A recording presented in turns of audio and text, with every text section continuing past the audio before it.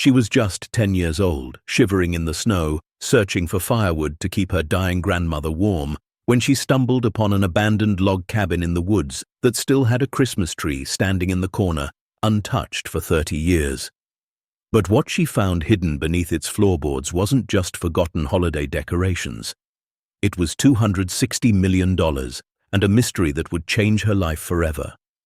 Before we explore this incredible true story, make sure to smash subscribe, because tomorrow we have an extra special story for you that will blow your mind. The wind came down from the mountains like a living thing, angry and cold, tearing through the thin walls of the trailer where 10-year-old Emma Hayes lived with her grandmother. It was the kind of cold that made your bones ache, the kind that reminded you winter in eastern Kentucky didn't care if you were ready for it or not. Emma lay in bed under 3 blankets and her winter coat, watching her breath form tiny clouds in the darkness. The propane tank had run empty 2 days ago. They couldn't afford to fill it. Beside her in the other twin bed, separated by barely 3 feet of floor space, her grandmother Grace coughed. It was a wet, rattling sound that seemed to come from somewhere deep and broken. Emma had heard that cough getting worse for weeks now, but they couldn't afford a doctor. They could barely afford food. Emma pulled the blankets tighter and stared at the ceiling, counting the water stains like she did every night. 13 of them, shaped like continents on a map of nowhere. The trailer park sat at the edge of Coldwater Hollow, a town so small it didn't even have a stoplight. Just a post office, a Dollar General, and a gas station that closed at 6. Most folks who lived here worked in the mines or had family who did. Emma's grandfather had been a miner before the black lung took him when Emma was 5. That's when her mama left. Couldn't handle the grief, couldn't handle the poverty, couldn't handle much of anything except the pills that eventually killed her 2 years later in a motel room 3 states away. Grace was all Emma had left. And Grace was dying, even if neither of them said it out loud. The morning came grey and bitter. Emma dressed in layers, pulling on 2 pairs of socks, her jeans with the patched knees, a thermal shirt Grace had found at the church donation box, and a hoodie that used to belong to her grandfather. She was small for 10, thin in the way kids get when meals are irregular and hunger is a constant companion. Her brown hair hung past her shoulders, tangled because they'd run out of shampoo a week ago and water from the tap was so cold it hurt to wash with. In the tiny kitchen, Emma opened the cabinet. Half a box of crackers, a jar of peanut butter with maybe 2 spoonfuls left, and 3 packets of instant oatmeal. That was it. That was everything. She closed the cabinet slowly, her stomach twisting with something that felt like fear and shame mixed together. On the counter sat a stack of bills, the envelopes already opened because Grace liked to face bad news head-on. Emma had looked at them yesterday while her grandmother slept. Electric bill, $93 past due. Water bill, $47. A medical bill from the emergency room visit 3 months ago when Grace collapsed at the Dollar General, $2,118. The numbers were so big they didn't even seem real anymore. They were just red ink on white paper, proof that the world expected things from you even when you had nothing left to give. Grace emerged from the bedroom, wrapped in a blanket that had been pink once, but now was more the color of old roses. She was only 62, but looked 80. Her face was thin, her eyes sunken, her skin the color of winter sky. She smiled at Emma anyway, and that smile was the most beautiful thing in Emma's whole world. "Morning, baby girl," she whispered, her voice hoarse. "Morning, Grandma." Emma forced brightness into her tone. "I'm going to go out and find us some firewood. Get the stove going so we can warm up." They had a small wood-burning stove in the corner of the living room. It was ancient, probably older than Grace, but it worked when they could feed it. Problem was, they'd burned through everything they had. The scrap lumber from behind the abandoned grocery store, the fallen branches from their tiny yard. Even the wooden pallets Emma had dragged home from the loading dock at Dollar General. Grace nodded, too tired to argue. She lowered herself into the worn armchair that had been in the family since before Emma was born. The upholstery was threadbare, springs poking through in places, but it was Grace's throne, her safe place. "Don't go too far." "I won't," Emma lied. She pulled on her boots, the ones with the sole coming loose on the left foot, and wrapped a scarf around her neck. It had been her grandfather's too. Everything she owned seemed to be borrowed from the dead. She grabbed the rusty wagon from beside the steps, the one with 3 working wheels that squeaked like a dying mouse, and headed toward the tree line. Before she left, she turned back. Grace had already dozed off, her head tilted to one side, mouth slightly open. In sleep, her grandmother looked peaceful, and Emma tried to memorize that peace, tried to hold onto it like a photograph. Because lately, Grace looked peaceful, less and less. Mostly, she just looked tired and sick and like she was slowly slipping away to someplace Emma couldn't follow. Emma swallowed the lump in her throat and headed out into the cold. The sky pressed down heavy and white. More snow was coming. Emma could feel it in the air, that particular kind of silence that happened right before the world decided to bury everything. She pulled the wagon behind her, its broken wheel dragging a crooked line in the frost-covered dirt. The trailer park was quiet this time of morning. Most folks had already left for work or were still sleeping off the night before. Emma passed Mrs. Chen's trailer, where the old woman sat at her window like always, watching the world go by. Emma waved. Mrs. Chen waved back, her face creased with concern. Everyone in the park knew about Grace being sick. They brought casseroles sometimes when they had extra. Left them on the doorstep without knocking because pride was something even poor people needed to keep. The woods started where the trailer park ended, a thick wall of pine and bare hardwoods that stretched for miles into the mountains. Emma had explored the edges before, but never gone deep. Grace always warned her about getting lost, about the old mine shafts hidden under brush, about the cold that could kill you before you even knew you were dying. But Emma didn't have a choice. There was no wood left anywhere close. She had to go farther. She walked for 20 minutes, then 30, pulling the wagon over roots and rocks. Her breath came in short white bursts. Her fingers ached inside her thin gloves. The world around her was stripped down to essentials, bare branches against grey sky, dark earth showing through patches of old snow, the distant call of a crow that sounded almost like laughter. Emma thought about school as she walked. She'd missed 3 days this week because Grace needed someone home with her. The teacher, Miss Sullivan, had been kind about it, sending homework back with a neighbour girl. But Emma could see the worry in her eyes, the same worry she saw everywhere lately. People looking at her like she was already lost, like there was no saving what was happening to her small life. She stopped to rest against an oak tree that had to be 100 years old, its trunk wider than she could wrap her arms around. Her legs ached. Her stomach growled. She'd given most of her oatmeal to Grace that morning, claiming she wasn't hungry. The lie came easy now. She'd gotten good at lying about being hungry, about being cold, about being scared. That's when she noticed something strange. Through the trees, maybe 50 yards ahead, she saw a shape that didn't belong. Too square, too deliberate, man-made. She left the wagon and walked toward it, her boots crunching through the thin crust of old snow. The shape became clearer as she approached. A cabin. A log cabin, small and sturdy, sitting in a clearing as if it had grown there. But what stopped Emma in her tracks wasn't just the cabin itself. It was the wreath on the door. A Christmas wreath, faded red ribbon and dried pine, still hanging like someone had put it there yesterday. Emma's heart hammered in her chest. She looked around. No footprints but her own. No smoke from a chimney. No signs of life at all. The clearing was undisturbed, a perfect circle of white where the snow had collected overnight. Not even animal tracks crossed the space between the trees and the cabin door. She approached slowly, the way you might approach a sleeping animal you weren't sure was friendly. The cabin was built from dark logs, chinked with what looked like old mortar that had mostly held despite decades of weather. The windows were intact, though dirty and covered with frost on the inside.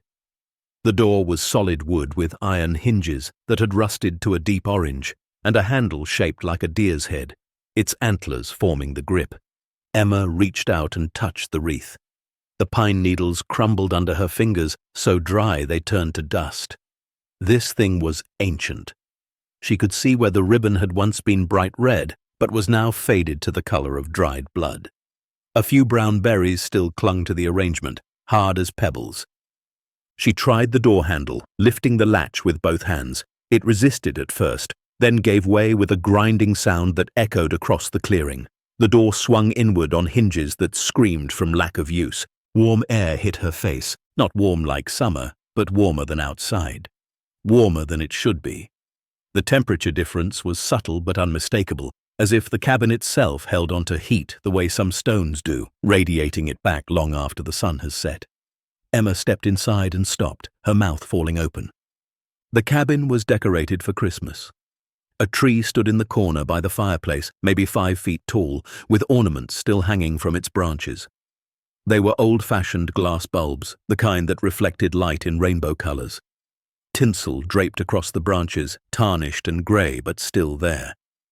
Beneath the tree sat 3 wrapped presents, their paper faded to ghosts of red and green, the tape yellowed and brittle. Emma turned slowly, taking it all in.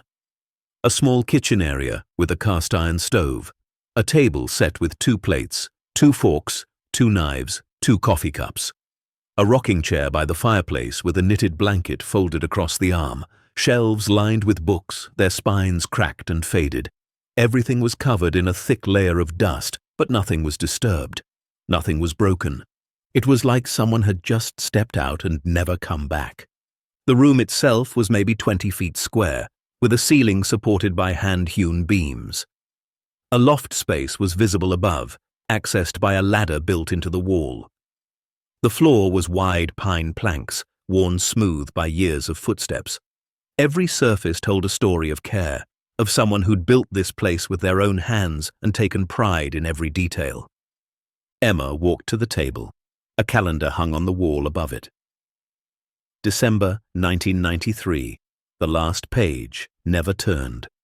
30 years ago, almost to the day. She felt goosebumps rise on her arms that had nothing to do with the cold. December 23rd, 1993. 2 days before Christmas.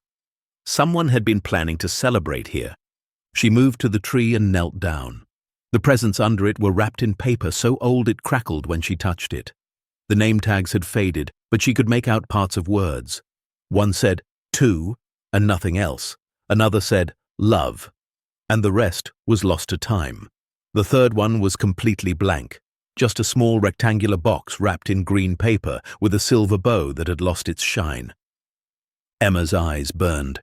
Whoever lived here had been expecting Christmas, had set everything up, wrapped presents, hung the wreath. And then something had happened. Something that meant they never came back. She wondered if there had been a wife, children, family waiting somewhere, or if this person had been alone, making Christmas for themselves in this cabin in the woods, pretending that loneliness wasn't the worst kind of cold there was. She stood and explored the rest of the cabin. A bed in the corner, neatly made with a patchwork quilt in shades of blue and green. A closet with men's clothes hanging inside, flannel shirts and work pants, all in sizes that suggested someone tall and broad-shouldered. A pair of boots by the door, size probably 11 or 12, still laced, still waiting. On the mantel above the fireplace sat a photograph in a simple frame. Emma picked it up and wiped the dust away with her sleeve. The photograph showed a man, maybe 50 years old, standing in front of this very cabin. He had kind eyes and a full beard, more salt than pepper. He wore flannel and smiled at the camera like he had a secret he was happy to keep. His expression was gentle, the kind of face that made you think of Santa Claus or favorite uncles. Behind him, the cabin looked newer, the logs fresh and golden. She set the photo down carefully and noticed other details. A pipe on a side table, tobacco still in the bowl. A pair of reading glasses folded on top of a book. The book was thick, leather-bound, and when Emma opened it, she saw handwriting. A journal. She flipped to the last entry. December 22nd, 1993. The handwriting was neat, controlled. Tomorrow I'll go into town for last supplies. Should be back by evening. The weather's turning, but I've weathered worse. This will be a good Christmas, the best one yet. That was it. The last words. Emma closed the book gently and set it back exactly where it had been. Something about this place felt sacred, like a church or a graveyard, a place you shouldn't disturb. The dust, the silence, the frozen moment in time, it all felt like a memorial to something lost. But she was also freezing, and her grandmother was sick, and there was wood here, the furniture, the shelves, things that would burn. Emma's practical side warred with her conscience. Taking from the dead felt wrong, but letting her grandmother freeze felt worse. She decided she'd just look around more first. Maybe there was an explanation. Maybe there was something that would tell her it was okay. Maybe there were relatives somewhere who owned this place. Maybe she could find a way to ask permission. That's when she noticed the floor. Most of it was wide pine planks, worn smooth by time and feet, but near the back corner, by the bed, there was a section that looked different. The boards weren't quite level. The gaps between them were wider, and when Emma walked across them, they sounded hollow, different from the solid thunk of her boots on the rest of the floor. She knelt down and ran her fingers along the seams. One of the boards was loose. She worked her fingernails under it and pulled. The board came up easily, as if it had been designed to. Beneath it was darkness and the smell of earth, damp and mineral-rich. Emma's heart pounded. She pulled up another board, then another. They all came up without resistance, revealing a square opening about 3 feet wide. She peered down into the darkness and saw the top of a ladder, old wooden rungs descending into black. She should leave, should go home, should forget she'd ever seen this place. Instead, she looked around for something to light the way. On a shelf by the stove, she found an old hurricane lantern and a box of matches that rattled when she shook it. Her hands trembled as she struck a match.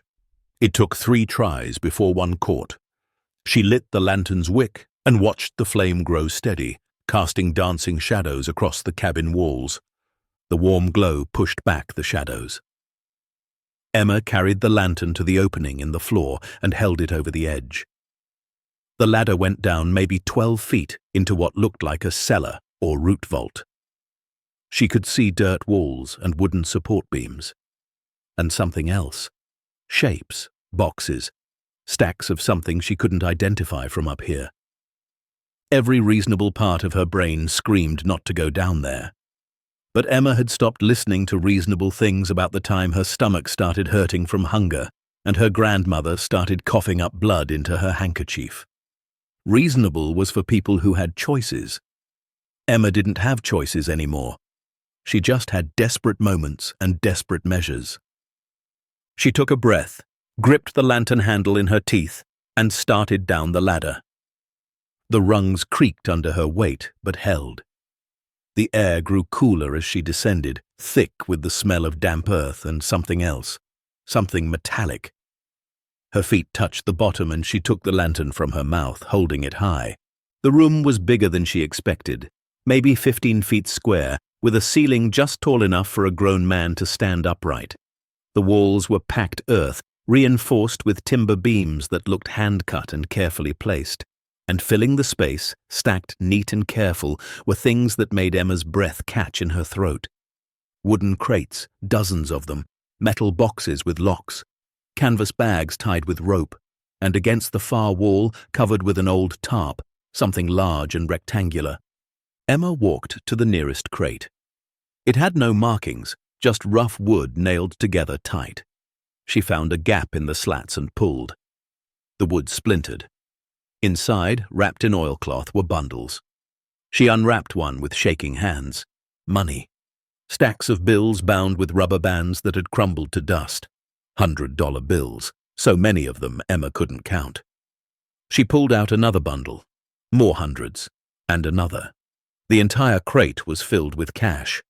Her hands shook so badly she almost dropped the lantern.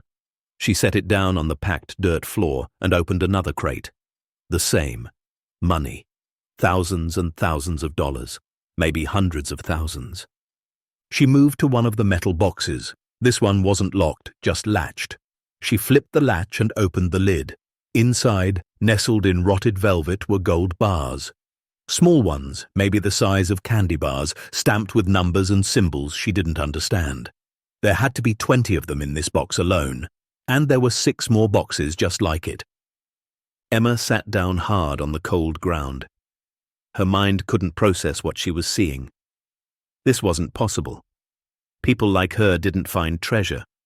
People like her didn't get lucky. They just survived, day to day, scraping by until they couldn't anymore.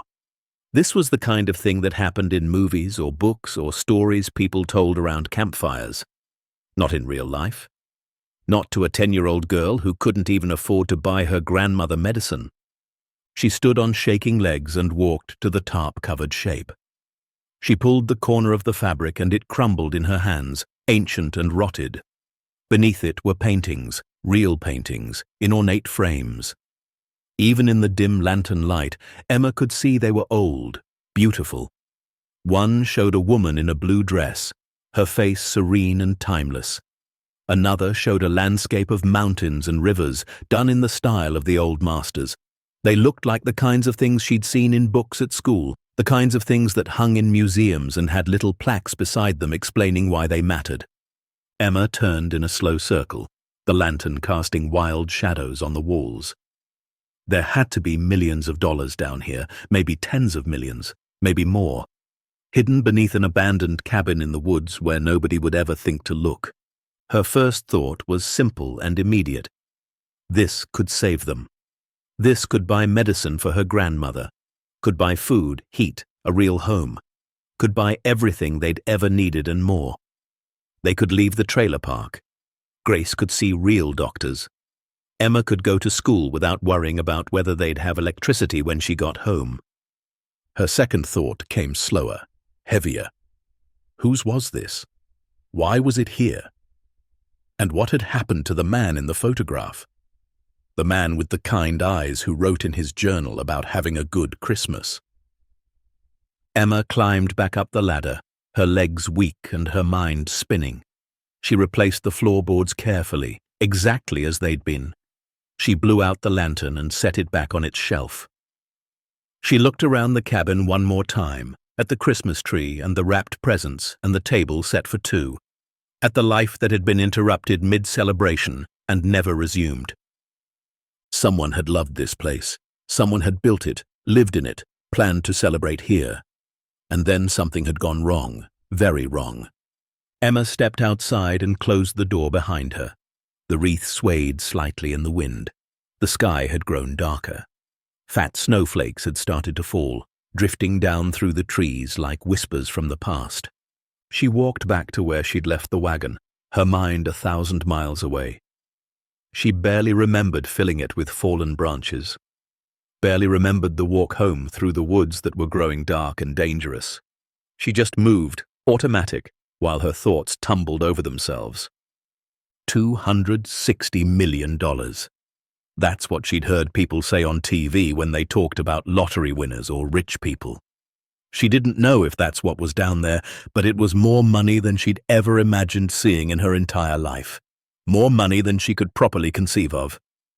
It was an abstract number, something that didn't feel real. And it was hidden, deliberately hidden, which meant someone didn't want it found. When Emma got back to the trailer, Grace was asleep in her chair, the blanket pulled up to her chin. The temperature inside was maybe 50 degrees. Emma could see her grandmother's breath, small clouds forming with each exhale. She got the wood stove going, feeding it the branches she'd gathered until warmth began to spread through the small space. The fire crackled and popped, and the sound was comforting, familiar, normal in a day that had become anything but. She made oatmeal with water and divided it between 2 bowls. She woke her grandmother gently, touching her shoulder and whispering until Grace's eyes fluttered open. "I found some firewood," Emma said. "We'll be warm tonight." Grace smiled, her eyes glassy with fever. "You're a good girl, Emma. The best thing I got left in this world." Emma fed her grandmother 1 spoonful at a time and tried not to cry, tried not to think about the fortune hidden in the woods, tried not to imagine all the things that money could buy: medicine, food, heat, hope. That night, lying in her bed while the wind howled and the snow fell harder, Emma made a decision. She didn't know yet what she'd do about the cabin, about the vault, about the fortune hidden beneath those floorboards. But she knew one thing for certain. Whatever happened next, it would change everything. For better or worse, nothing would ever be the same. She closed her eyes and saw the Christmas tree standing in the corner of that frozen cabin, ornaments catching the light, presents waiting to be opened by someone who would never come home. And she wondered what story those walls could tell, what secrets they'd kept for 30 years. Tomorrow she'd go back. Tomorrow she'd look more carefully at everything. Tomorrow she'd try to figure out who that man was and what had happened to him. But tonight, she just listened to her grandmother breathe and prayed that whatever she'd found in those woods wasn't just a dream that would vanish with the morning light. She prayed that maybe, just maybe, their luck was finally changing. That after years of losing everything, they might be about to find something worth keeping. Outside, the snow continued to fall, covering her tracks through the woods, burying the path to the cabin, keeping secrets the way winter always did. Emma woke before dawn, her mind already racing. She'd barely slept, her dreams filled with images of gold bars and Christmas trees and a man with kind eyes who smiled from a photograph. Grace was still sleeping, her breathing labored but steady. Emma dressed in the dark, pulling on the same clothes from yesterday, and slipped out of the trailer as quietly as she could. The world was different under fresh snow. Everything looked clean, new, like someone had draped white sheets over all the broken things and given them another chance. Emma's breath formed clouds as she walked, and her boots left the only tracks across the pristine surface. The sky was that particular shade of purple that comes just before sunrise, and the air was so cold it hurt to breathe deeply. She didn't bring the wagon this time. She didn't need firewood. She needed answers. The walk to the cabin felt shorter in daylight. Or maybe she just knew the way now. The trees seemed less threatening, more like silent witnesses to something important. When she reached the clearing, she stopped at the edge and stared at the cabin. In the soft morning light, it looked almost magical, like something from a fairy tale.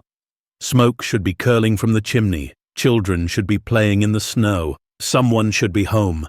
But no one was. No one had been for 30 years. Emma approached the door and touched the wreath again, more gently this time, like greeting an old friend. She lifted the latch and stepped inside. The cabin felt different in the morning light streaming through the windows. Less mysterious, more sad. She could see details she'd missed yesterday.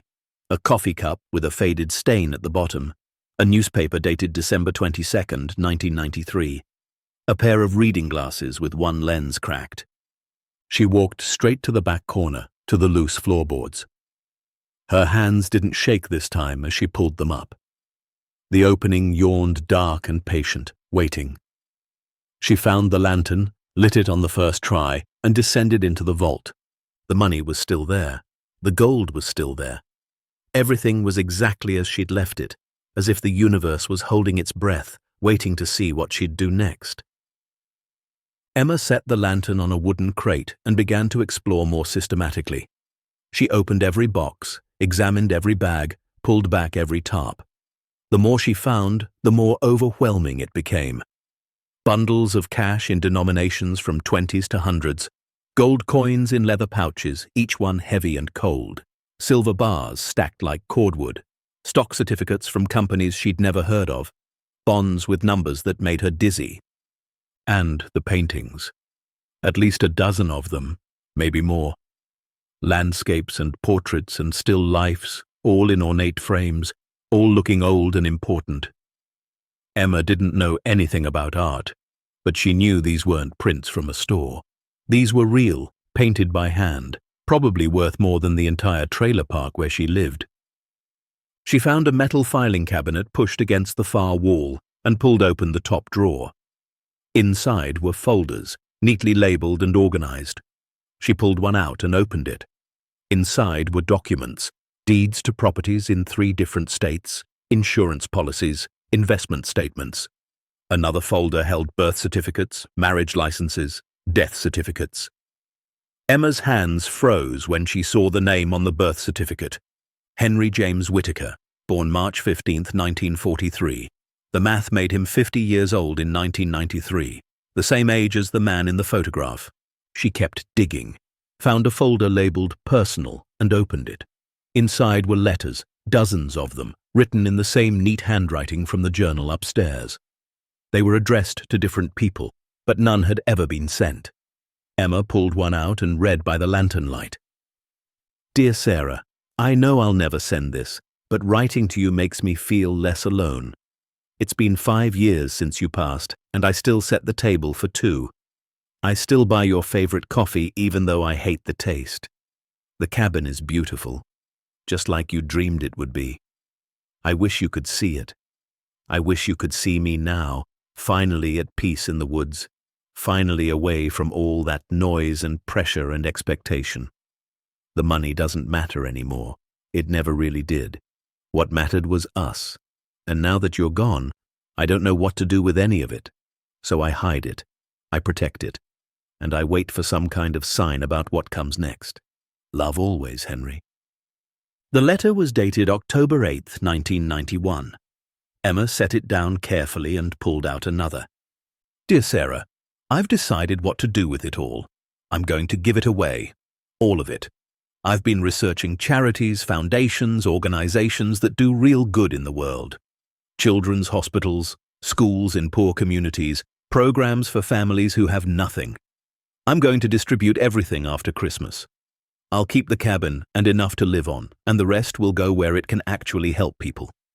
I think you'd be proud of me. I think this is what you would have wanted. I'm finally becoming the man you always believed I was. Love always, Henry. This letter was dated December 15, 1993, 1 week before he disappeared.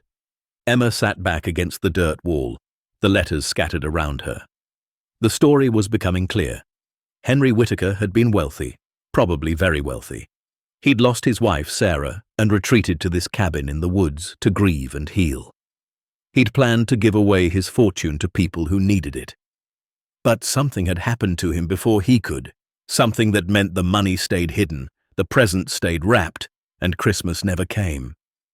She kept searching through the folders, found one labeled Distribution Plan, and opened it. Inside was a handwritten list of organizations and amounts. St. Jude Children's Research Hospital, $5 million. Appalachian Community Fund, $3 million. Rural Education Initiative, $2 million. The list went on and on, 40 different organizations, amounts ranging from $50,000 to $10 million. At the bottom, written in red ink, was a total, $260 million. Emma stared at the number. She'd been right. $260 million, hidden beneath a cabin floor, meant to change the world but locked away in darkness for 3 decades. Her mind raced. What had happened to Henry? Had he gotten lost in the woods on his way to town? Had he had a heart attack or a stroke? Had he fallen through ice on a frozen stream? Whatever happened, no one had ever found him. No one had come looking for his money. No one had known it existed, until now. Until a 10-year-old girl searching for firewood stumbled into his frozen Christmas and found his secret. Emma felt the weight of it settle on her shoulders like a physical thing. This wasn't just money. This was responsibility. This was someone's final wish, unfulfilled. This was hope that had been waiting 3 decades for someone to set it free.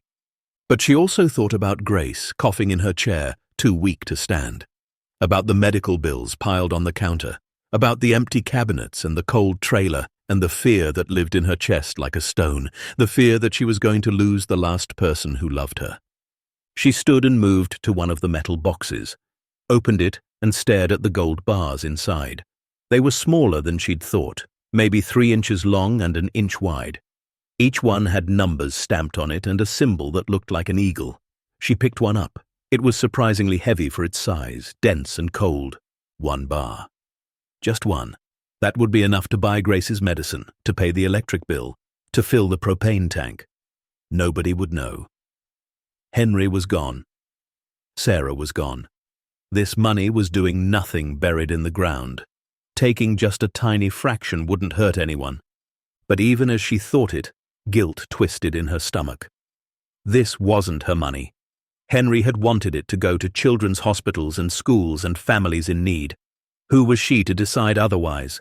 Except she was a family in need. She and Grace were exactly the kind of people Henry had wanted to help. Didn't that count for something? Emma stood there for a long time, the gold bar in her hand, her conscience at war with her desperation. Finally, she made a decision. She'd take just one. One small gold bar. She'd sell it somehow, buy what they needed to survive, and then she'd figure out what to do about the rest. She'd find a way to honor Henry's wishes. She'd make sure his money went where he'd wanted it to go. But first, she had to save her grandmother. She slipped the gold bar into her coat pocket, where it settled heavy and cold against her hip. Then she climbed back up the ladder, replaced the floorboards, and left the cabin. She didn't look back. The walk home felt longer. The gold bar seemed to grow heavier with each step, as if it was gaining weight from her guilt. By the time she reached the trailer, her hip ached and her conscience screamed. Grace was awake, sitting at the table with a cup of weak tea. She smiled when Emma came in, but the smile didn't reach her eyes. She looked worse than yesterday, her skin more grey, her breathing more laboured. "Where'd you go so early?" Grace asked. "Just walking," Emma lied. The lie tasted bitter on her tongue. "Wanted to see the snow." Grace nodded, too tired to question. Emma made them both oatmeal and sat across from her grandmother, the gold bar burning like fire in her pocket. She wanted to tell the truth, wanted to spill everything, the cabin, the vault, the fortune, the plans. But the words stuck in her throat. What if Grace made her put it back? What if Grace said stealing was stealing, even from the dead? What if telling the truth meant watching her grandmother die because they couldn't afford medicine? So Emma stayed quiet and ate her oatmeal and felt the weight of secrets pressing down on her small shoulders. That afternoon, while Grace napped, Emma walked to the library in town. It was a small building, just 3 rooms, but it had computers with internet. Emma had learned to use them at school. She sat at one of the terminals and typed "how to sell gold bars" into the search engine. The results overwhelmed her. Pawn shops, gold dealers, online buyers. Everything required ID, paperwork, questions she couldn't answer. She was 10 years old. Nobody was going to buy gold from a 10-year-old without asking where it came from. She tried different searches. Sell gold anonymously. Cash for gold, no questions. How to value gold bars. The more she read, the more impossible it seemed. Even if she found someone willing to buy from a child, they'd probably cheat her, give her a fraction of what it was worth and send her on her way.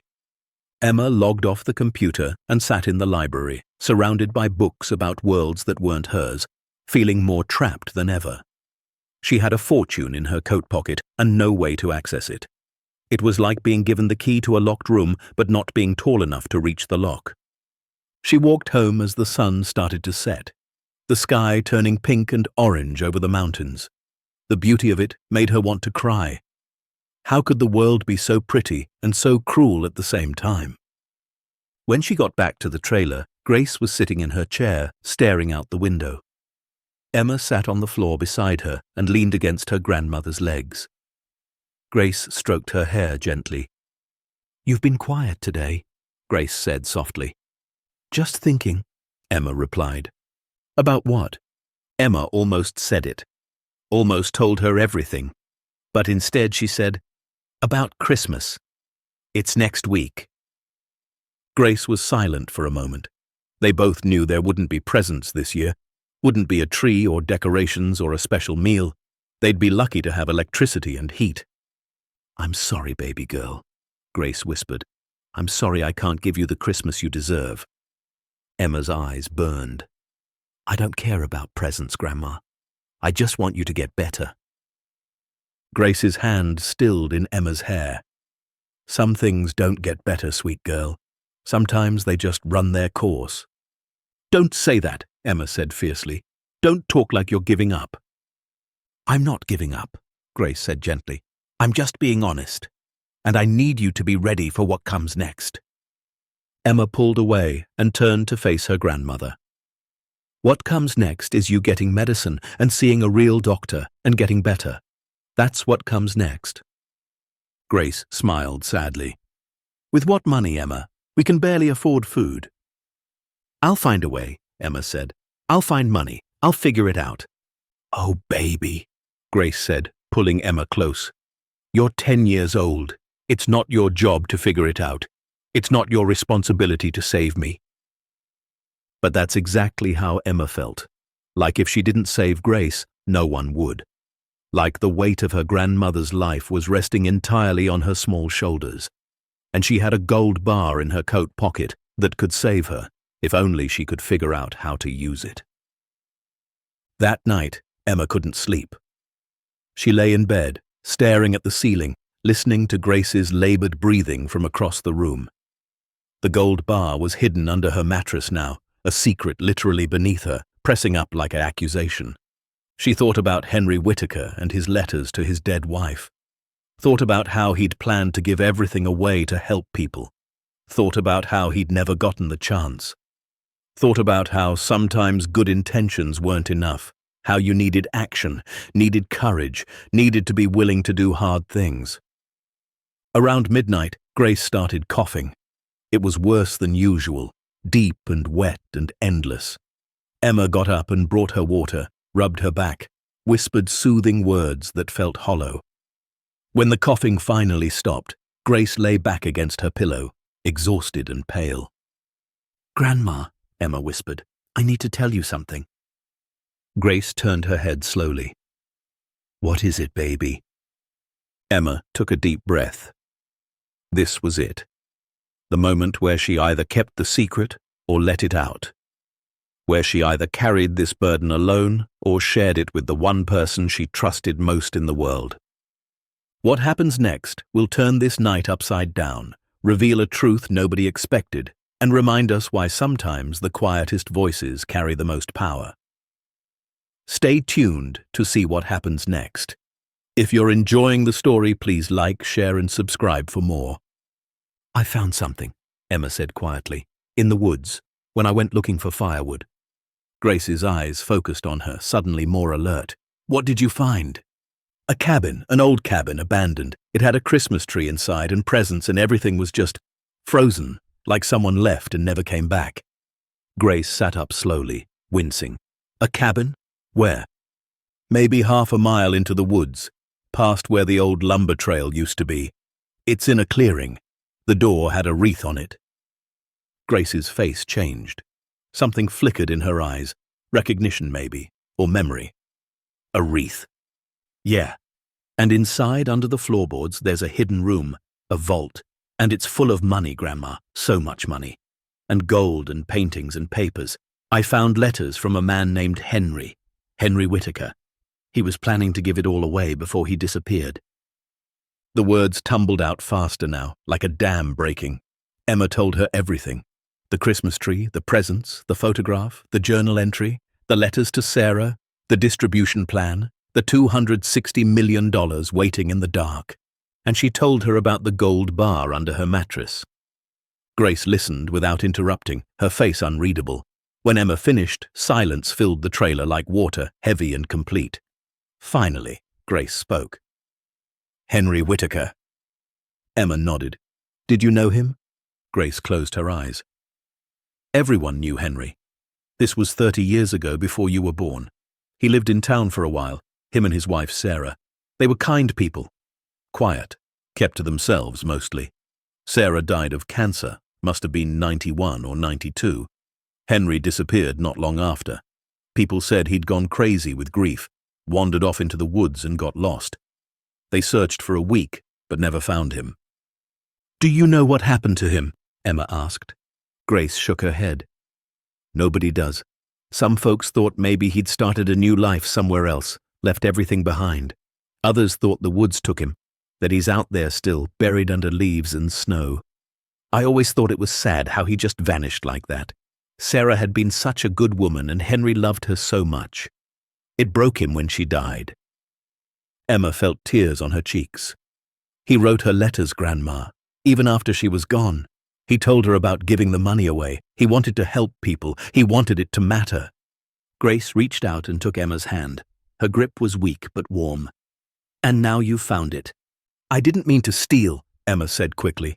"I was just so scared. You're so sick, and we have nothing, and I thought if I could just sell one piece, just enough for medicine and food, then I'd figure out what to do with the rest. I'd make sure it went where Henry wanted. I promise, Grandma, I wasn't trying to keep it all." Grace squeezed her hand. "I know, baby, I know your heart, and I know you're scared." "I am," Emma whispered.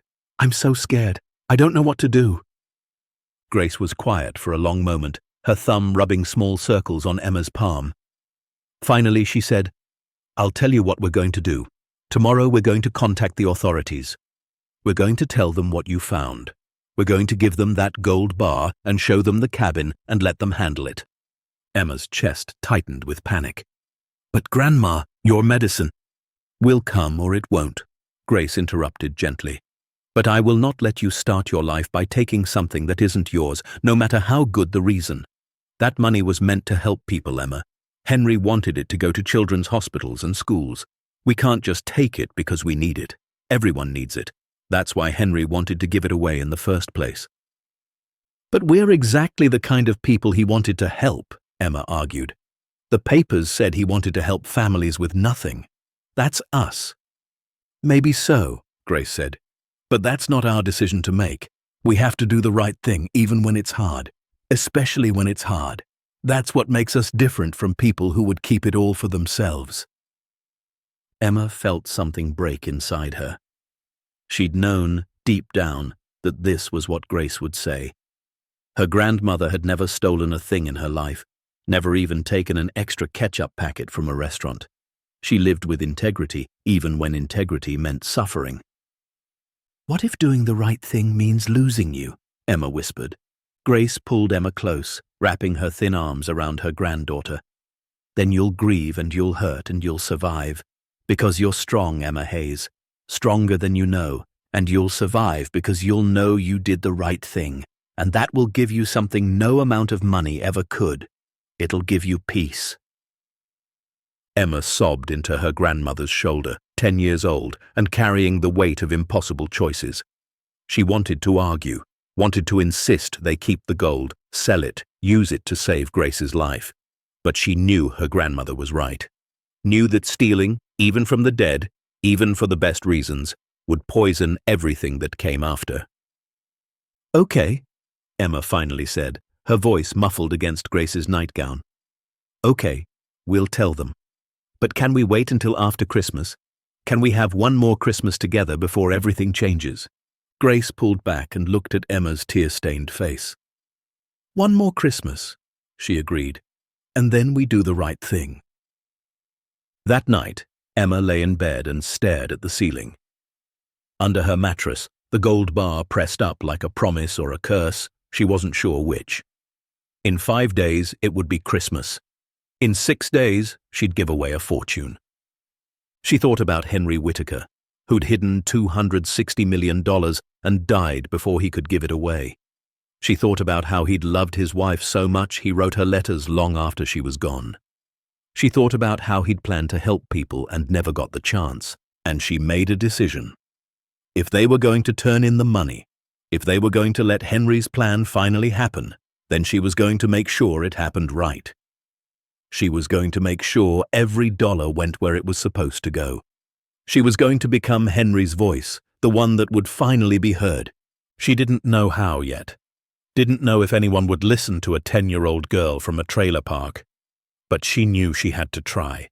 For Henry, for Sarah, for all the children in hospitals and families with nothing, and kids like her who went to bed hungry and scared.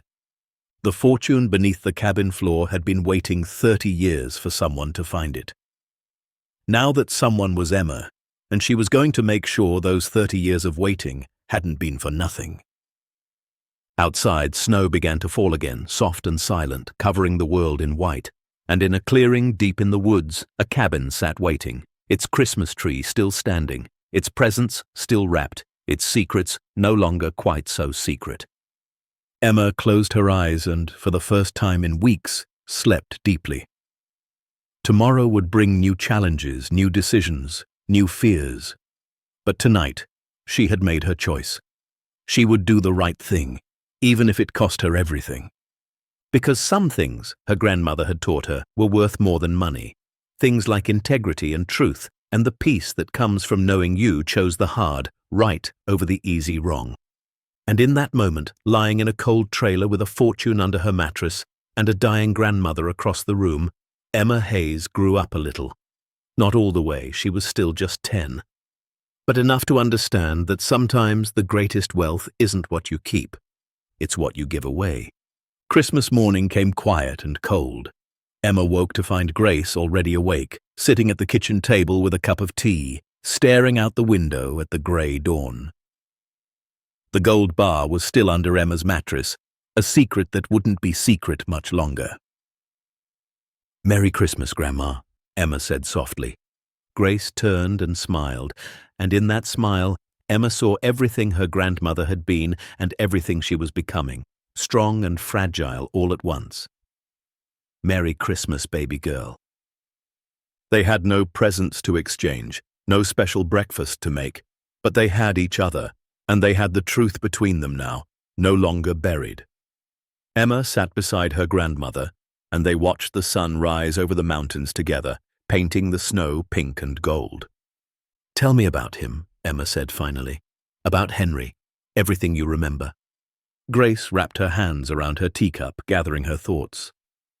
"I met Henry and Sarah in 1987. They'd just moved to Coldwater Hollow, bought a house on Maple Street, the blue one with the wraparound porch. Nobody knew much about them at first, just that they'd come from somewhere up north and seemed to have money. Not rich exactly, but comfortable. The kind of comfortable that meant they didn't worry about bills." She paused, sipping her tea. Sarah was beautiful. Not magazine beautiful, but the kind that comes from being genuinely kind. She worked at the library, volunteered at the church, always had a smile. Henry was quieter. He kept to himself mostly, but when he did talk, you could tell he was educated, thoughtful. He'd use big words sometimes, then apologize like he was embarrassed about it. "What did he do?" Emma asked. "For work?" "That's the thing," Grace said.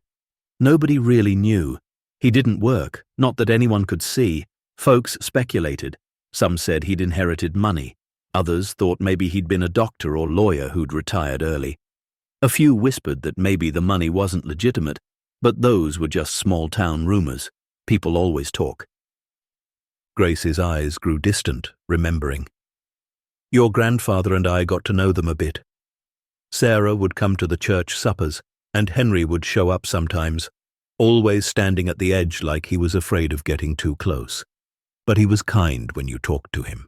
Really listened, you know? Not many people really listen." "What happened to Sarah?"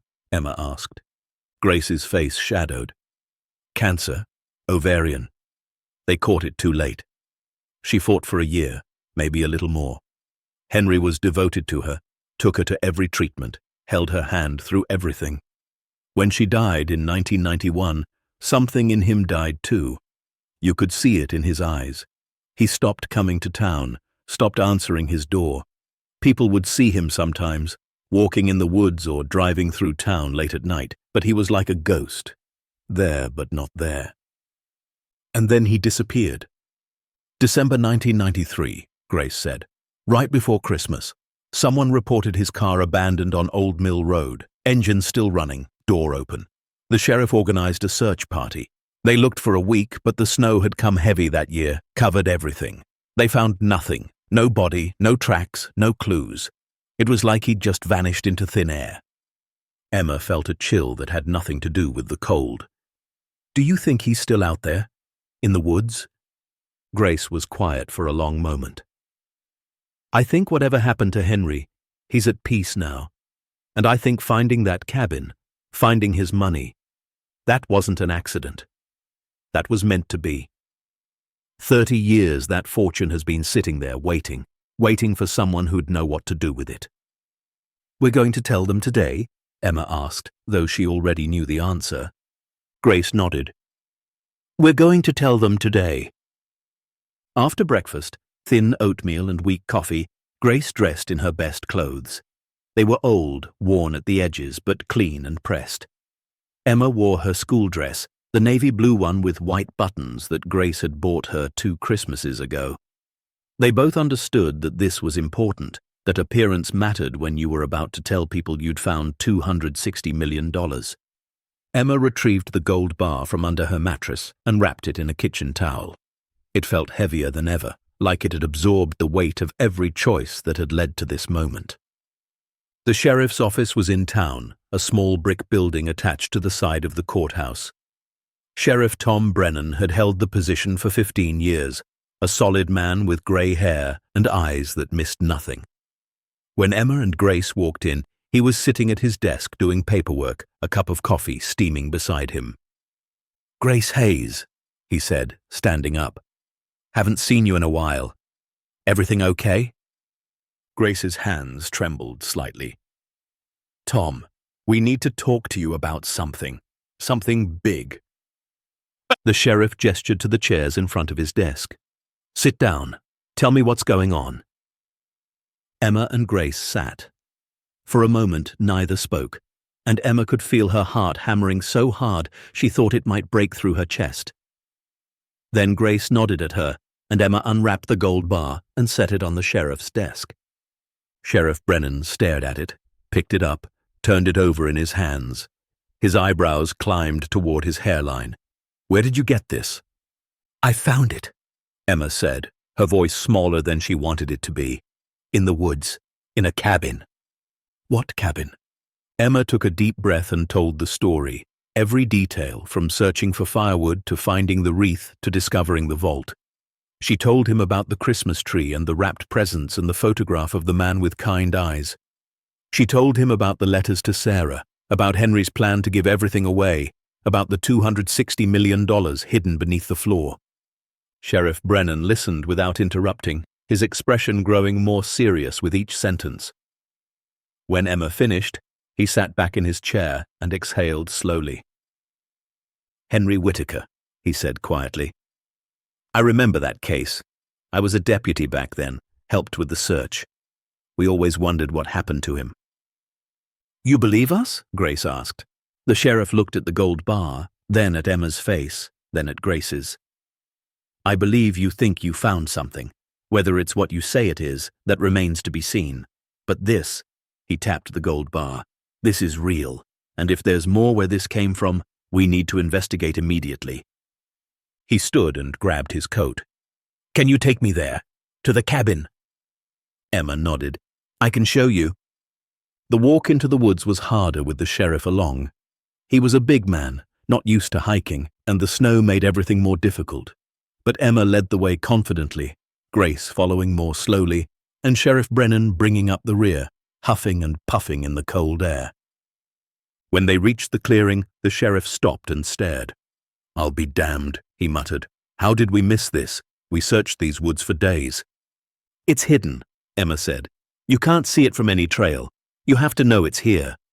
They approached the cabin together. The wreath still hung on the door, ancient and patient. The sheriff tried the handle and pushed inside. Emma watched his face as he took in the scene. The Christmas tree, the presents, the table set for 2, the photograph on the mantel. "Jesus," he whispered, "it's like a time capsule." Emma showed him the loose floorboards. Together, they pulled them up and stared down into the vault.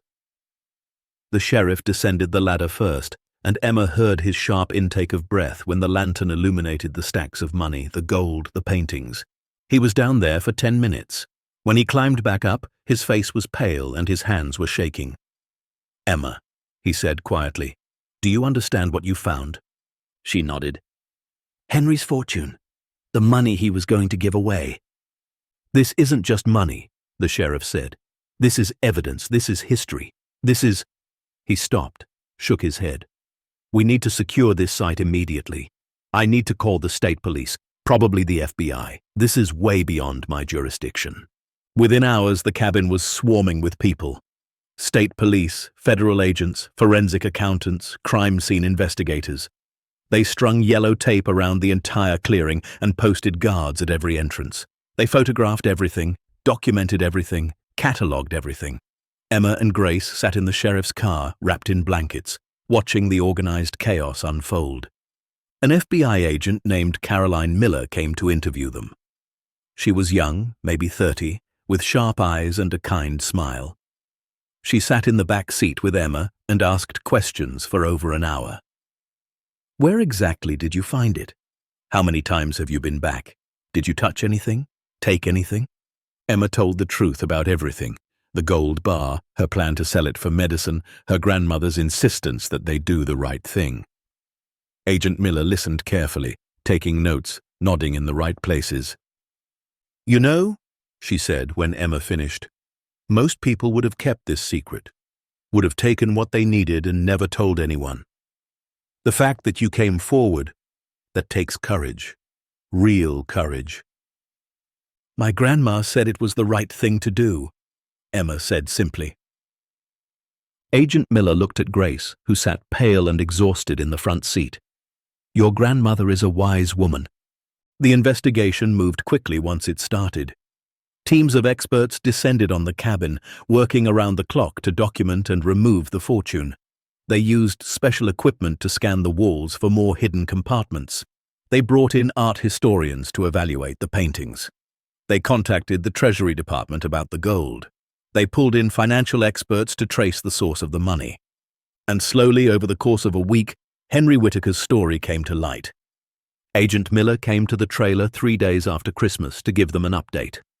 Emma and Grace sat together on the worn couch while the agent perched on a kitchen chair, a folder full of documents in her lap. "We've been researching Henry Whitaker's background," she began, "and it's remarkable. He wasn't just wealthy, he was brilliant.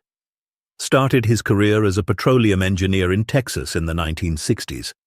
Made some smart investments early on, then moved into venture capital. He had a gift for spotting companies that were about to explode. Bought into Microsoft before anyone knew what a personal computer was. Got in early on cellular technology.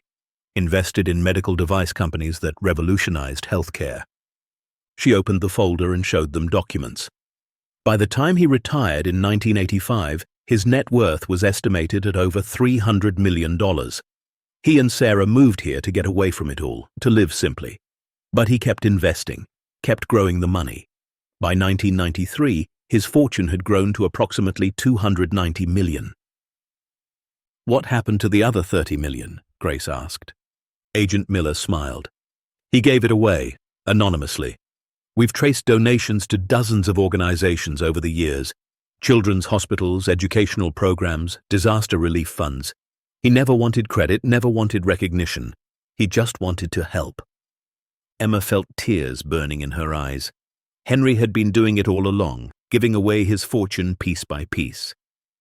The vault wasn't where he kept his money, it was where he kept what was left, waiting to distribute it all at once. "The papers we found in the vault," Agent Miller continued, "show that he'd planned to liquidate everything after Christmas of '93 and donate it all in one massive transfer. $260 million distributed among 43 different organizations. It would have been one of the largest charitable donations in history." "But he disappeared," Emma whispered. "But he disappeared," the agent echoed. "And now, 30 years later, we finally know what he was planning. Thanks to you." "What happens now?" Grace asked. "To the money?" Agent Miller's expression grew more serious. "That's where it gets complicated. Legally, the money belongs to Henry Whitaker's estate, but he has no living relatives that we can find. No will was ever filed. The cabin and the property were purchased through a trust that dissolved when he was declared legally dead in 2000. So technically, the money is unclaimed property." "Which means what?" Emma asked. "Which means there's going to be a legal battle," Agent Miller said. "The state will claim they have jurisdiction. Various organizations Henry mentioned in his notes will file claims. And there are already lawyers circling, looking for any angle to get a piece of it." Grace's face hardened. "Vultures." "Unfortunately, yes," the agent agreed. "The moment word got out about what you found, it became a feeding frenzy. But here's the thing. You found it. You came forward with it. And in cases like this, Finders often have legal standing, not to keep it all, but to have a say in what happens to it. Emma felt a spark of hope. We could make sure it goes where Henry wanted? Possibly, Agent Miller said carefully. With good legal representation and a solid case, yes. The courts tend to honor the deceased's wishes when they're clearly documented, which they are in this case. Those papers you found, Henry's distribution plan, that could be considered a valid expression of intent. She leaned forward. But I need to be honest with you. This is going to be a long process, months, maybe years. There will be hearings, depositions, legal challenges, and you're going to be in the spotlight. The media has already picked up the story. By tomorrow, everyone in the country is going to know about the little girl who found the Christmas cabin. Emma looked at Grace, who looked back at her with tired but proud eyes. We can handle it, Grace said softly. We've handled worse. Agent Miller was right about the media. By the next morning, reporters had descended on Coldwater Hollow like locusts. News vans lined the streets. Cameras captured every angle of the trailer park. Journalists knocked on doors, shoving microphones in people's faces, asking about Emma, about Grace, about whether anyone had known Henry Whittaker. Emma and Grace stayed inside, curtains drawn, phone unplugged. But they could hear the chaos outside. Helicopters flew overhead, filming aerial shots of the woods where the cabin sat hidden. The sheriff had to post deputies at the entrance to the trail to keep people from trying to visit the site. The headlines were everywhere. 10-year-old discovers $260 million fortune. Christmas miracle in Kentucky. Poor girl finds hidden treasure. The cabin that time forgot. Inside, the mystery of Henry Whittaker's lost fortune. Some of the coverage was kind, focusing on Emma's honesty in coming forward, but other stories were cruel, insinuating that Emma and Grace had been planning to keep the money, that they'd only come forward when they realized they couldn't sell the gold. Comment sections filled with strangers debating whether Emma deserved a reward, whether the whole story was fake, whether Henry Whittaker had been a saint or a tax evader. Grace refused to let Emma read any of it. People who don't know you don't get to judge you, she said firmly. We know the truth. That's all that matters. But the attention brought something else too. Opportunity. Lawyers called, offering their services. Publishers wanted to buy the rights to Emma's story. Movie producers sent telegrams expressing interest. Financial advisors promised to help them navigate whatever settlement they might receive. And then there were the others. People claiming to be Henry Whittaker's long-lost relatives. Organizations insisting they had been promised donations. Individuals who said they'd known Henry, that he'd wanted them to have money, that they deserved a share. One woman showed up at the trailer claiming to be Sarah Whittaker's sister, demanding Emma hand over everything immediately. She had no proof, no documentation, just anger and entitlement. The sheriff had to escort her away. Another man filed a lawsuit claiming the land where the cabin stood was actually his property, that Henry had been trespassing, that everything in the vault therefore belonged to him. His claim was quickly dismissed when property records showed the land had been legitimately purchased by Henry in 1989, but it showed how quickly greed could corrupt. Through it all, Emma tried to stay focused on what mattered. She thought about Henry writing letters to his dead wife, about his plan to help children in hospitals and families with nothing, about how he'd wanted his fortune to mean something beyond just numbers in an account.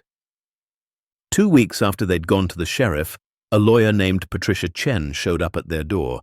She was older, maybe 60, with silver hair and eyes that radiated competence. She'd driven from Lexington specifically to meet them. "I've been following your story," she said when Grace let her in, "and I want to help. Pro bono, no charge." Grace was immediately suspicious. "Why?" Patricia smiled. "Because 30 years ago, my daughter was diagnosed with leukemia. We had no insurance, no money, no hope, and then an anonymous donation came through that paid for her treatment, every penny.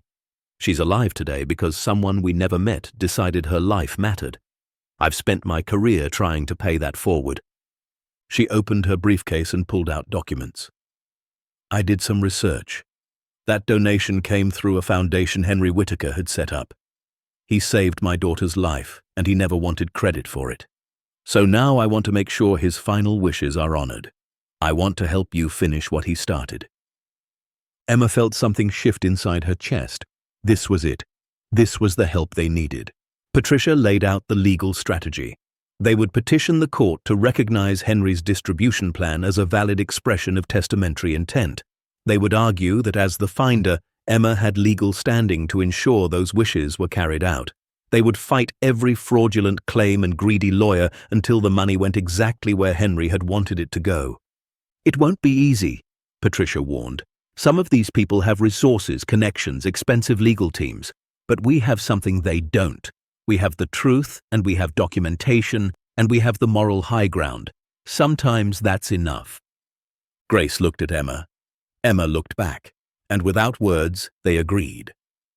"Okay," Grace said, "let's do it." The legal proceedings began in February. The courthouse in the county seat was packed with lawyers, claimants, journalists, and curious onlookers. Emma had to miss school to attend, sitting at a table beside Patricia, while judge after judge heard arguments about who had rights to Henry Whittaker's fortune. The state argued they had jurisdiction over unclaimed property. Patricia countered with precedent, showing that clearly documented wishes of the deceased should be honored. A group of organizations Henry had mentioned in his papers argued they should receive the money directly. Patricia agreed, saying that was exactly what they wanted too. The fraudulent claimants were exposed one by one. DNA tests proved the woman claiming to be Sarah's sister was lying. Property records demolished the man who said the land was his. Every greedy person who came forward with a made-up story left empty-handed and humiliated. But the real battle was over Emma and Grace's role. Some lawyers argued they should receive nothing, that they were simply finders who had done their civic duty. Others said they deserved a substantial reward for their honesty. The numbers thrown around ranged from nothing to 10% of the total, which would be $26 million. Emma didn't care about the money for herself. She cared about Grace's medicine, about having heat and food and security. But mostly she cared about making sure Henry's plan happened. That was the promise she'd made to herself in the cabin, and she intended to keep it. The breakthrough came in March. Forensic accountants finished their analysis and confirmed the vault's contents totaled exactly $260 million. Art experts authenticated the paintings, which alone were worth $40 million. Financial records showed an unbroken chain of legitimate earnings and investments. There was no question where the money had come from or that it was legally Henry's. And then they found something else. Hidden in one of the file cabinets, in a folder marked Final Wishes, was a handwritten note dated December 20th, 1993, 3 days before Henry disappeared. The note read, "If anything should happen to me before I complete my distribution plan, I ask that whoever finds this ensures my wishes are carried out. Sarah and I spent our lives building this fortune so it could help others. Every dollar should go to the organizations listed in my distribution plan. Nothing should be wasted on legal fees or government coffers or people looking for handouts. Find someone with a good heart, someone who understands what it means to have nothing, and trust them to see this through. They will know what to do." Patricia stood in court and read that note aloud. When she finished, the courtroom was silent. Even the most cynical lawyers seemed moved. The judge, an older woman named Margaret Sullivan, looked at Emma for a long moment. "Young lady," she said, "would you approach the bench?" Emma stood on shaking legs and walked forward. Patricia came with her, a supportive hand on her shoulder. Judge Sullivan looked down at Emma with kind but serious eyes. "Do you understand the responsibility Mr. Whittaker has placed on your shoulders?" Emma nodded. "Yes, ma'am. If I rule in your favor, you'll be responsible for distributing $260 million according to his wishes. That's not a small thing. That's a burden that will follow you for years." "I know," Emma said quietly. "But it's what he wanted, and it's what I want too. Those hospitals and schools and programs, they need the money, just like Grandma and me needed it. I want to make sure they get it." Judge Sullivan studied her for a moment longer. then nodded. Very well. I'll have my ruling next week. That week was the longest of Emma's life. Grace grew weaker, her cough worse, but she refused to go to the hospital until the case was settled. I need to know how this ends, she said. I need to know Henry's wish came true. The morning of the ruling, Emma wore her navy dress again. Grace was too weak to attend, so Patricia drove Emma to the courthouse alone. The room was packed with people, but Emma only saw the judge's face as she entered and took her seat at the bench. I've reviewed all arguments, all evidence, and all claims, Judge Sullivan began. And I've reached a decision. In the matter of the estate of Henry James Whittaker, I find that his distribution plan represents a clear and valid expression of testamentary intent. Furthermore, I find that Emma Hayes, as finder and initial protector of these assets, has demonstrated the moral character and good faith necessary to serve as executor of Mr. Whittaker's wishes. Emma's heart pounded so hard she thought everyone could hear it. Therefore, I am appointing Emma Hayes and her legal guardian Grace Hayes as co-executors of the Whittaker Foundation, which I am establishing today for the purpose of distributing Mr. Whittaker's assets according to his documented wishes. The Hayes family will work with court-appointed financial advisors and accountants to ensure every dollar goes exactly where Mr. Whittaker intended. The judge paused. As for compensation, I find that a finder's fee of 3% is appropriate given the circumstances. This will provide financial security for the Hayes family while ensuring the vast majority of the fortune goes to its intended recipients. 3%. Emma did the math in her head. 3% of $260 million was $7,800,000. $7,800,000. Enough for Grace's medicine. Enough for a house. Enough to never be cold or hungry or scared again. But more importantly, $252,200,000 going exactly where Henry had wanted. Going to save lives, educate children, help families. The courtroom erupted in noise. Cameras flashed. Reporters shouted questions. But Emma just sat there, tears streaming down her face, thinking about a man with kind eyes who'd loved his wife so much he'd written her letters after she died.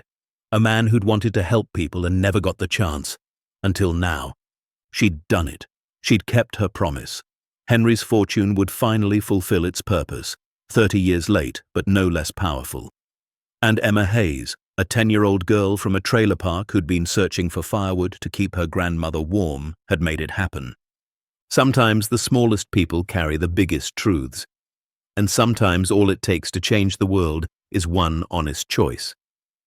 The first thing Emma did with the money was save her grandmother's life. Within 24 hours of the judge's ruling, Grace was admitted to the best hospital in Lexington. Teams of specialists ran tests, prescribed medications, developed treatment plans. The pneumonia that had been slowly drowning her lungs was attacked with antibiotics that actually worked. The chronic conditions that had gone untreated for years finally received proper care. Emma sat beside her grandmother's hospital bed, holding her hand, watching color slowly return to Grace's face. For the first time in months, her grandmother's breathing sounded clear. For the first time in years, Grace smiled without pain hiding behind it. "We did the right thing," Grace whispered, her voice stronger than it had been in weeks. "We did," Emma agreed, "and now we get to finish what Henry started." The media attention intensified after the ruling. But this time it was different. Before, the stories had been about a poor girl finding treasure. Now they were about a little girl with the wisdom to give it away. News anchors called her inspiring. Columnists wrote pieces about integrity and moral courage. Churches used her story in sermons. Schools invited her to speak. But Emma didn't feel inspiring. She felt like the same scared 10-year-old who'd been searching for firewood in the snow.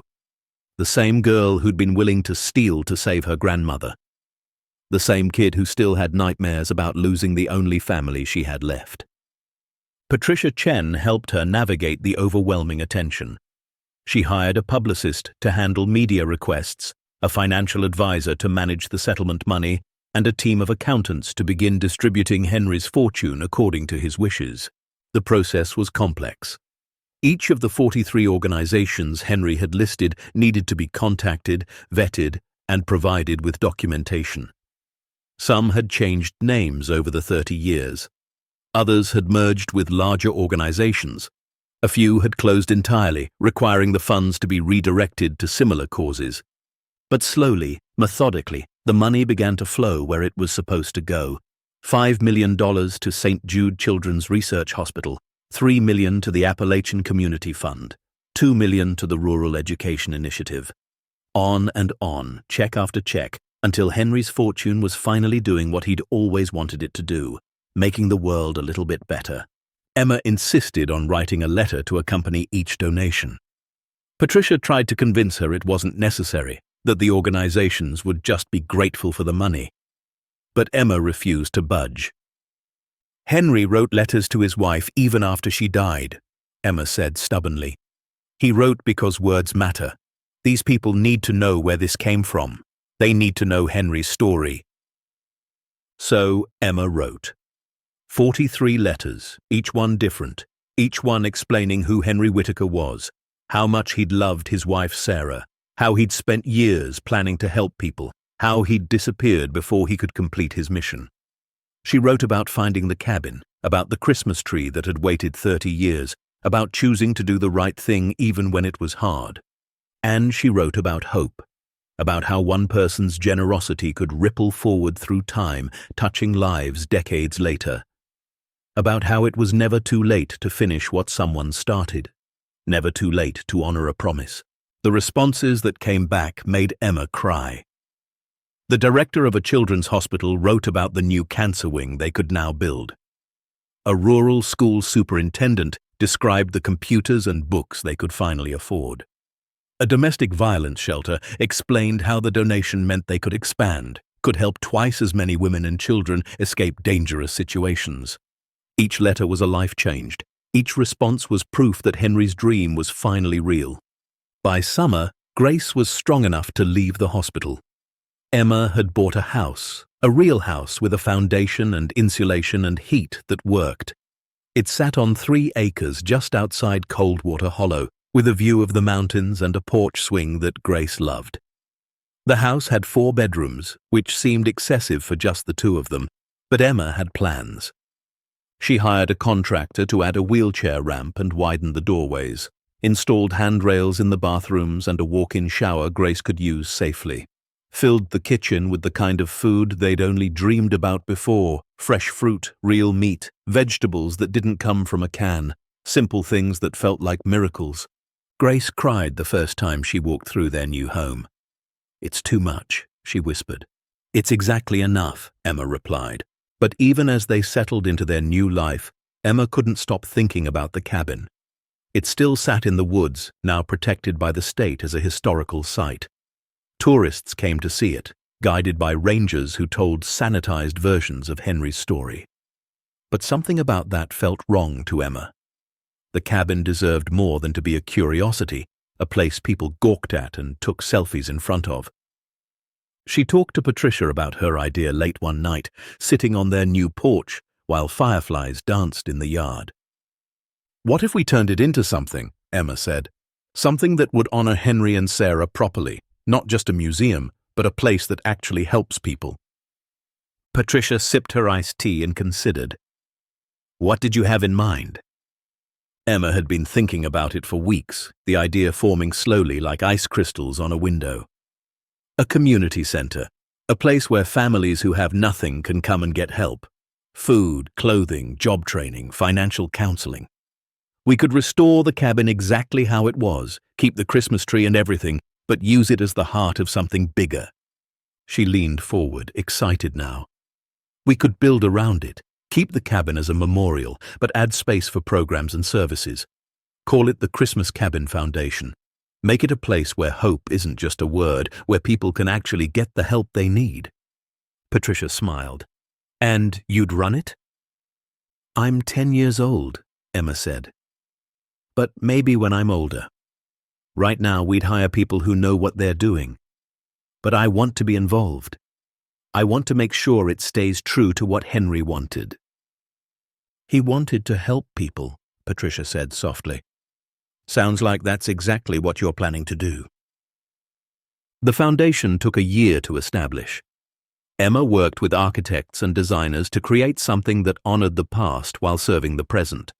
The cabin was carefully restored, every detail preserved. The Christmas tree was professionally stabilized, the ornaments conserved, the presents kept in their original wrapping. It became a memorial space, a reminder of the man who'd planned to give everything away and the little girl who'd made sure he finally could. Around the cabin, they built a modern facility with space for a food pantry, clothing closet, computer lab, and counseling offices. They hired social workers, financial advisors, and job counselors. They partnered with local businesses to provide job training and placement services. They created programs specifically for children because Emma knew what it felt like to be a kid who worried about things kids shouldn't have to worry about. The grand opening was scheduled for December 23rd, exactly 31 years after Henry had written his last journal entry. The entire town came. Grace sat in a wheelchair at the front, healthy now but still weak from all those years of neglect. Emma stood beside her, now 11 years old, wearing a new dress but still the same girl who'd been brave enough to tell the truth. The governor came to cut the ribbon. News cameras filmed from every angle. But Emma only cared about one thing: the families who'd already signed up for services, the people who needed help and would finally get it. When it was time for Emma to speak, she walked to the microphone with a piece of paper in her hand. She'd written and rewritten her speech a dozen times, but now that she was here, the words felt inadequate. She looked out at the crowd and saw faces she recognized. Mrs. Chen from the trailer park, who'd waved at her from her window. The librarian who'd let Emma use the computers. Her old teacher, Miss Sullivan. And so many others, people from Coldwater Hollow who'd watched her grow up, who'd known her when she had nothing. "I was 10 years old when I found this cabin," Emma began, her voice shaking slightly. "I was cold and scared and looking for wood to burn because we couldn't afford heat. I didn't expect to find anything except maybe some dead branches. But I found something that changed my life." She paused, gathering courage. "I found a man's dream. A dream that had been waiting 30 years to come true. Henry Whitaker loved his wife so much that he kept talking to her after she died. He wrote her letters, he told her his plans, and his plan was simple: help people who need it." Emma looked at the cabin, at the wreath still hanging on the door, preserved now behind protective glass. "When I first saw that gold, that money, those paintings, I wanted to keep it. I wanted to save my grandmother. I wanted to not be hungry anymore. I wanted to be warm. And I almost did it. I almost took that gold and ran." The crowd was silent, listening. "But my grandmother taught me that some things matter more than comfort. Things like honesty and integrity and doing what's right even when it costs you everything. She taught me that the kind of person you are matters more than the kind of life you have." Emma's voice grew stronger. "So we came forward. We told the truth. And because we did, Henry's dream finally came true. His money went where he wanted it to go. And now, with what we were given as finders, we're creating something he would have loved, a place where people can get help. A place where being poor doesn't mean being forgotten. A place where Christmas can happen every day of the year." She folded her paper and looked directly at the cameras. "Henry Whitaker, if you can hear me somehow, wherever you are, we finished your list. Every single organization you wanted to help got their donation. And now we're doing even more. This foundation will help thousands of people every year. Children will get fed. Families will get job training. Nobody will be turned away because they can't pay." Her voice cracked with emotion. "You and Sarah, you built something beautiful, and we promise to take care of it. We promise to make sure your love keeps spreading, keeps helping, keeps changing lives. Thank you for building this cabin. Thank you for hiding your fortune where a scared little girl could find it. And thank you for believing that whoever found it would know what to do." When she finished, there wasn't a dry eye in the crowd. People stood and applauded, not the polite clapping of a formal event, but the kind of genuine appreciation that comes from witnessing something real. Grace was crying. Patricia was crying. Even the governor wiped at her eyes. The ribbon was cut. The doors were opened. And the Christmas Cabin Foundation began its work. The first year they served 2,000 families. The second year, 4,000. By the third year, the foundation had helped over 10,000 people, providing food, clothing, job placement, financial counseling, and hope to a community that had almost forgotten what hope felt like. Emma watched it all unfold with quiet satisfaction. She was 13 now, tall and confident in ways she'd never been before. She still visited the cabin regularly, still stood in front of Henry's photograph and told him what they'd accomplished. Sometimes she brought flowers and placed them beneath the picture. Sometimes she just sat in the rocking chair and thought about how one decision had changed everything. Grace's health had stabilized. She'd never be completely well. The years of poverty had taken too much toll. But she was comfortable, cared for, and happy. She volunteered at the foundation 3 days a week, working in the clothing closet, helping families find what they needed. People loved her. They called her Miss Grace and asked for her advice and thanked her for her kindness. "You know what's funny?" Grace said one day as she and Emma drove home from the foundation. "We spent so many years having nothing, being nothing in most people's eyes. And now we have everything. But I don't feel that different. I'm still the same person I was in that trailer." "You are," Emma agreed. "That's the point. The money didn't change who we are. It just gave us the power to do what we always wanted to do, help people." Grace smiled. "When did you get so wise?" "I had a good teacher," Emma said. The media attention never completely went away. Emma's story became the kind of thing people referenced when they talked about integrity and moral courage. Books were written about her decision to come forward. A documentary filmmaker followed her for a year, capturing the foundation's work. Schools around the country used her story to teach ethics and character. But Emma tried to stay grounded. She went to school like any other kid, made friends, struggled with math, joined the track team. She was still just Emma, just a girl who'd gotten lucky and tried to do the right thing with that luck. When she was 14, a reporter asked her if she ever regretted giving away the money, if she ever wished she'd kept it all for herself. Emma had thought about it carefully before answering. "I think about what my life would look like if I'd kept it," she said slowly. "I'd have a bigger house, fancier cars, more stuff. But I wouldn't have this." She gestured around the foundation, where volunteers were packing food boxes and counselors were meeting with clients. "I wouldn't have the knowledge that we're helping thousands of people. I wouldn't have the letters from families saying we changed their lives, and I wouldn't be able to sleep at night," the reporter pressed. "You don't think you could have done both, kept some and given some away?" "Maybe," Emma admitted. "But that wasn't what Henry wanted. He wanted it all to go to helping people. And I gave him my word that I'd honor that. A promise to a dead man is still a promise." By the time Emma was 15, the Christmas Cabin Foundation had expanded to 3 locations. They'd opened satellite offices in 2 neighboring counties, bringing services to areas that desperately needed them. The model they'd created, combining immediate assistance with long-term support, was being studied by nonprofits around the country. Emma had become an unlikely expert in charitable giving, speaking at conferences and advising other organizations, but she never forgot where she came from. She kept her old boots, the ones with the sole coming loose, in a glass case in her room. Kept the rusty wagon that had squeaked behind her through the snow. Kept the thermal shirt Grace had found at the church donation box. These weren't museum pieces, they were reminders. Reminders that poverty isn't shameful, that struggle doesn't define worth, that where you start doesn't determine where you end. One cold December morning, Emma woke to find Grace sitting at the kitchen table with tears streaming down her face. Emma's heart seized with fear, but then she saw the smile on her grandmother's face. "What's wrong?" Emma asked, rushing over. Grace held up a letter. "It's from St. Jude.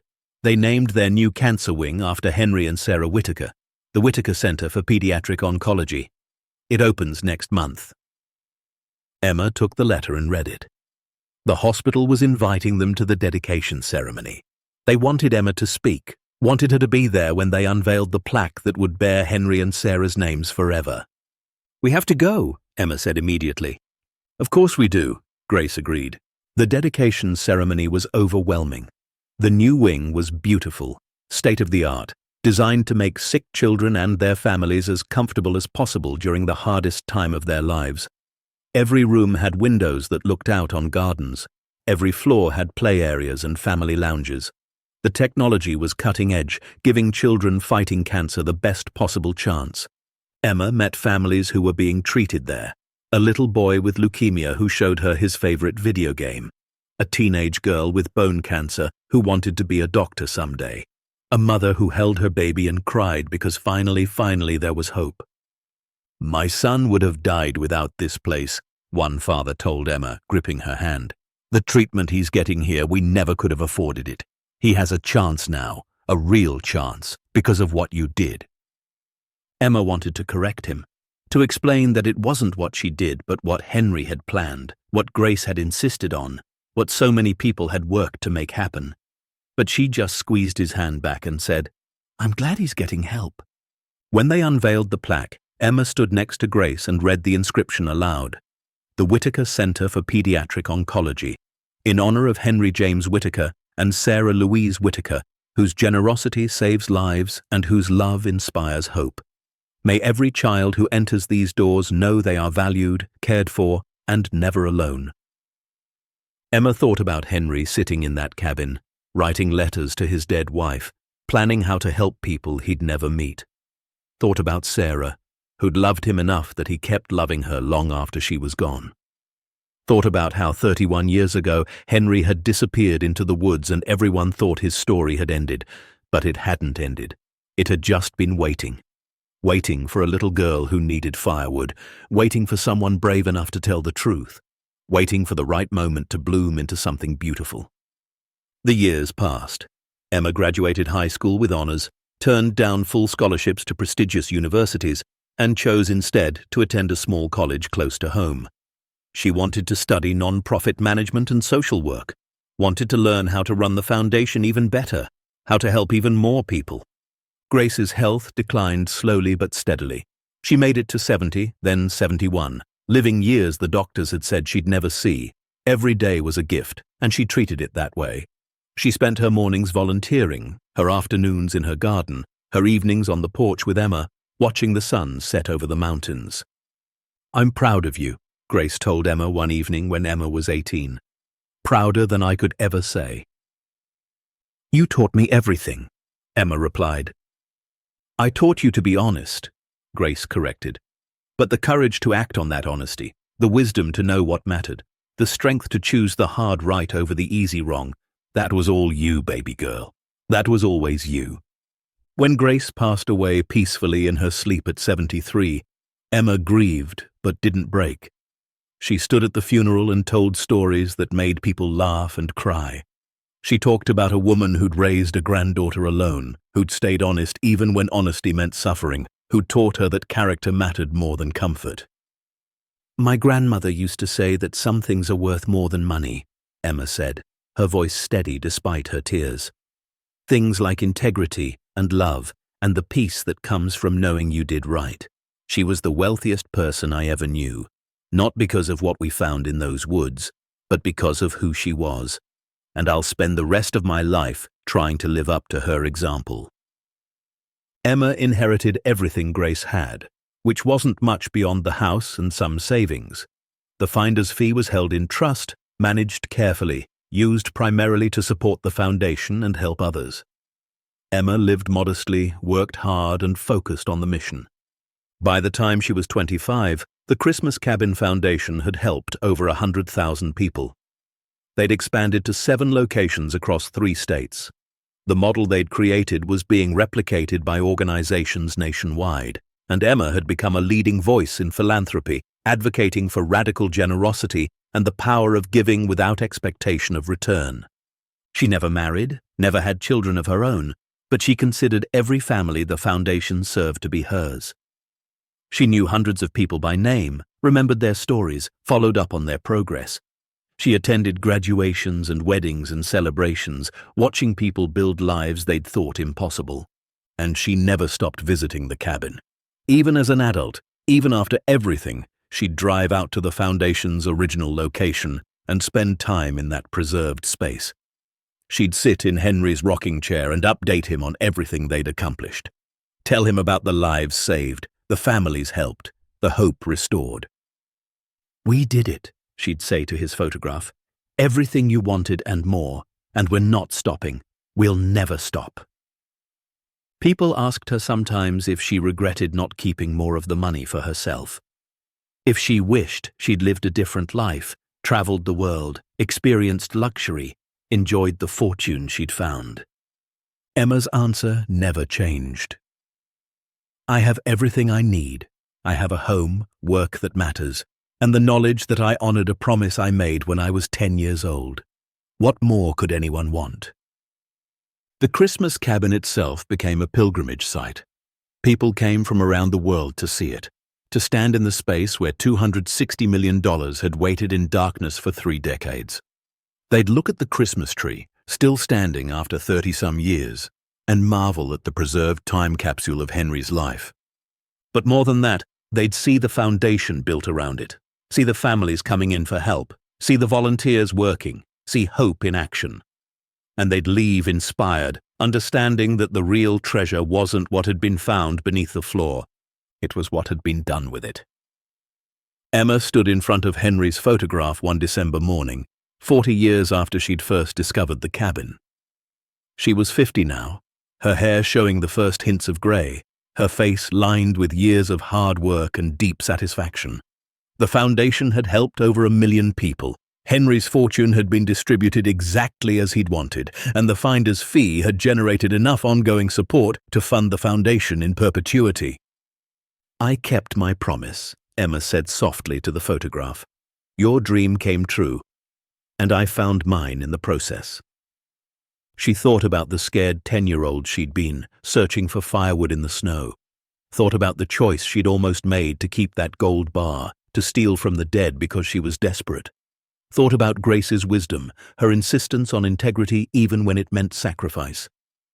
And she thought about how one moment had changed everything. One decision to walk into the woods, one choice to tell the truth, one promise to honor a stranger's wishes. That's what life came down to, Emma had learned. Not the big dramatic moments, but the small choices made when nobody was watching. The decision to be honest when lying would be easier. The choice to help when walking away would be simpler. The courage to do what's right even when it costs you everything. Anyone can find treasure if they look hard enough. But not everyone has the wisdom to recognize that the real fortune isn't what you keep. It's what you give away. It's the lives you touch, the hope you restore, the love you share. That's the currency that matters, the wealth that endures, the legacy that lasts. Emma Hayes had started with nothing and found everything. Not because she discovered $260 million beneath a cabin floor, but because she chose light over darkness, truth over deception, generosity over greed. She'd been just a poor little girl searching for firewood on a winter morning. But she'd become something far greater. A guardian of someone else's dream. A keeper of promises. A beacon of hope for everyone who'd ever struggled, ever suffered, ever wondered if the world still had room for goodness. The Christmas tree still stood in the corner of that cabin, ornaments catching the light, a monument to love that transcended death and dreams that refused to die. And every person who walked through those doors, seeking help and finding hope, was living proof that one moment of courage could echo forward through time, changing lives for generations. Because 31 years ago, a man with kind eyes had wanted to save the world. And 31 years ago, he'd disappeared before he could. But his fortune had waited in the darkness, patient and purposeful, until the right person came along. Until a little girl with nothing but integrity chose to give away everything she'd found. And in doing so, she'd saved not just her grandmother's life, but thousands of lives, tens of thousands, hundreds of thousands. The ripples spread outward endlessly, touching people who'd never heard of Henry Whitaker or Emma Hayes, touching futures not yet born, touching a world that desperately needed to remember what goodness looked like. Sometimes the smallest hands carry the biggest truths. Sometimes the poorest souls hold the richest wisdom. And sometimes all it takes to change everything is one person brave enough to choose the light when darkness would be so much easier. Emma Hayes had been that person, and the world was better for it. The end. Up next, 2 more powerful stories that will remind you why hope and integrity still matter. Click to continue this journey with us. And don't forget to hit subscribe if you believe that doing the right thing, even when it costs everything, is always worth it.